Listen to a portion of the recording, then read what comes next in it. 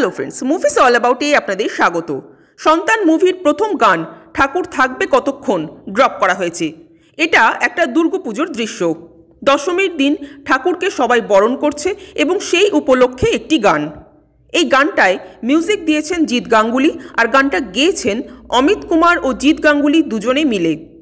এক কথায় বললে গানটা কিন্তু একটা ঠিকঠাক গান হয়েছে। অনেকদিন পর জিৎ গাঙ্গুলির মিউজিক আবার শুনতে পাওয়া গেল, এটা একটা ভালো ব্যাপার। জিৎ গাঙ্গুলি তার চিরাচরিত স্টাইল নিয়ে আবার কামব্যাক করলেন। নতুনত্ব খুব একটা পাওয়া গেল না অবশ্য। এই মিউজিক ভিডিওর সবচেয়ে বড় যেটা প্রাপ্তি তা হলো মিঠুন চক্রবর্তী। তাকে এই বয়সেও এইভাবে গান গাইতে দেখে, ডান্স করতে দেখে কিন্তু দারুণ লাগলো।